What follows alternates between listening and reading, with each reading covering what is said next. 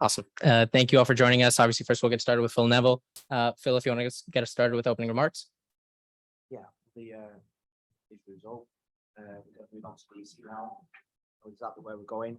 Some people might doubt us, but we don't, and we don't because this team has set a certain standard, and and when they don't meet the standard, like against Chicago, maybe against Columbus over there, they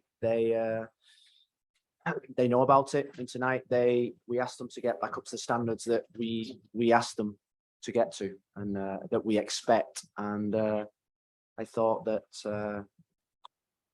that the rain delay is always difficult, but after the rain delay, I thought there was only one team going to win it, because you see the players in the tunnel before, and we had players for the whole, I think it was 2.5 hours, that were focused, that were really focused. They didn't want the game to be cancelled. They wanted the game to go tonight. And when they went out there in the second half, they did all they could to win that game of football. And at the moment, we've got a goal scorer that's winning us games, and that's going to give us a great opportunity and a great chance to get to where we need to get to. And you think about the time that we're finishing now; it's a big effort from both players, from both sets of players, and it was always going to be the team that had that mental toughness, that mental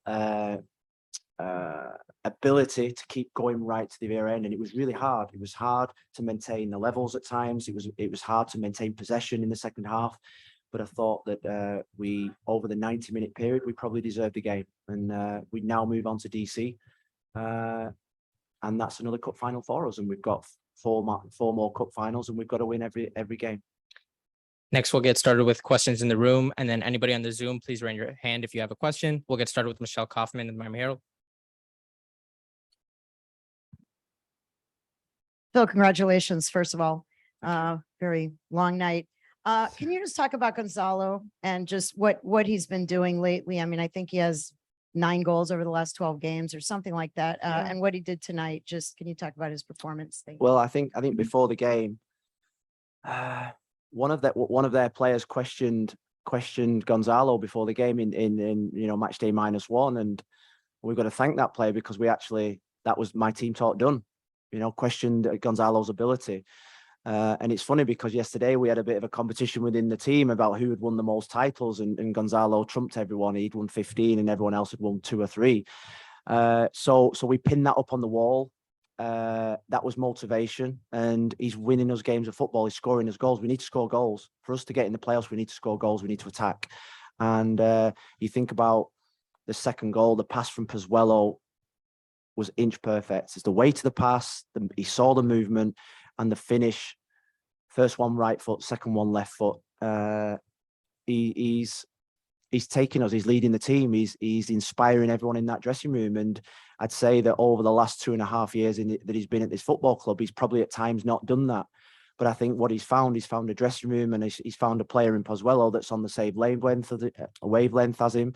And he's found a dressing room that adore him, look up to him, respect him, but also need him for these big moments. And in the rain delay, he was the one that was driving everyone on. And he doesn't need the armband. It's his body language. It's his behaviors that I think what we've seen over the last 3, 4, 5 months has been world class.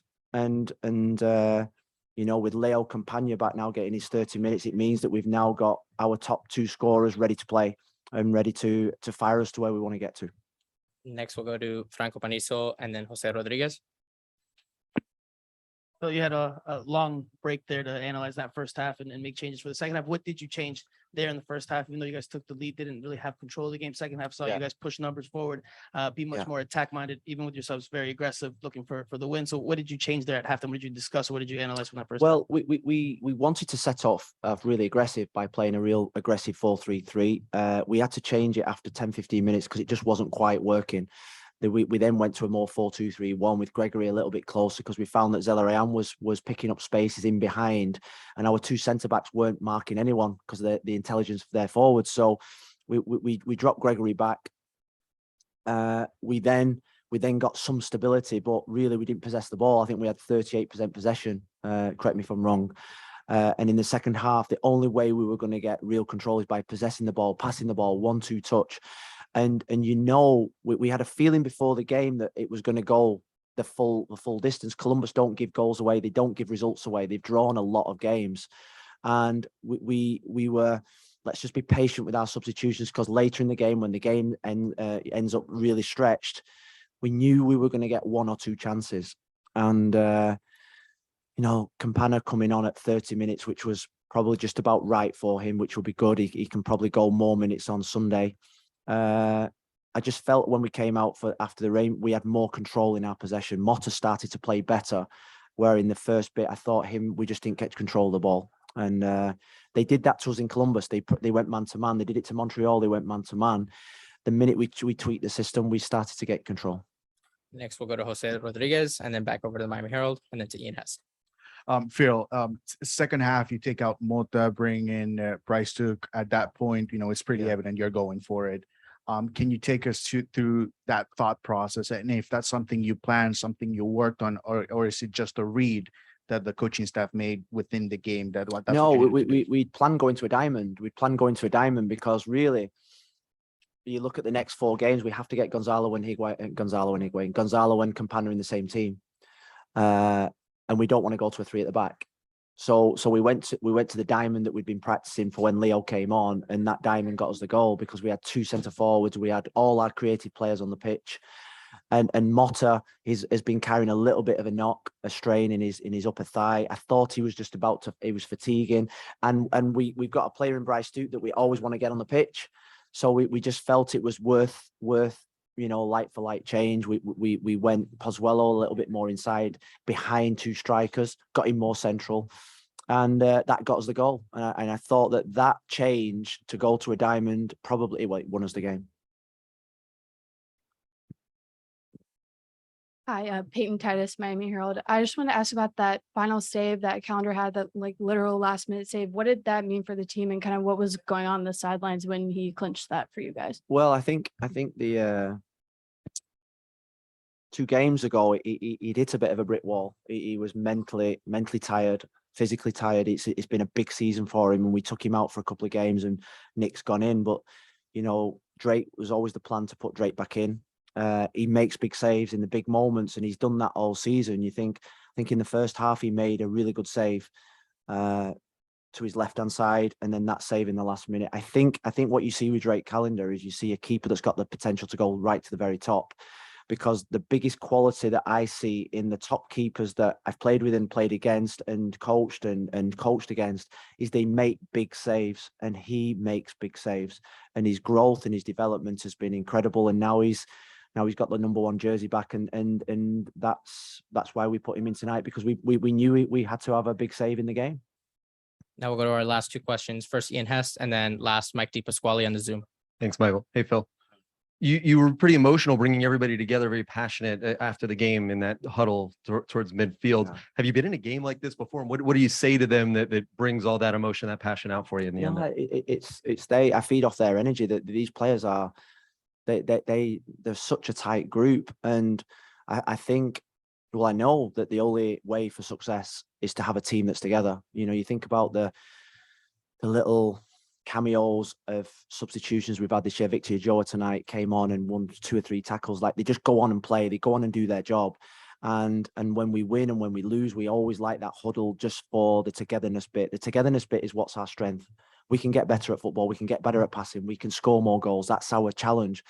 But the togetherness will get us to where we want to get to. And we want to challenge. We want to go for it. There's no holding back now. There's no resting anyone.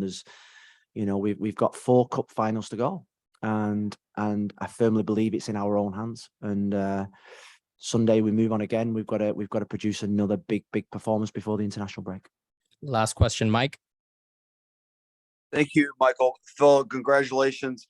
I want to ask you about the resiliency in your team, just the way they understood what was important tonight on the line, how they came out after that 2.5 hour plus delay. They rally around Gonzalo. And do you embrace the situation right now, knowing the situation that you're in, or you'll see the type of players that you have as you try to make a run to get into the playoffs? Well, I think you've seen that resilience at home all season. I think our home form and coming from behind to score late, coming from behind and winning games, I think that's been consistent. So I don't think that's an accident, Mike, to be honest with you.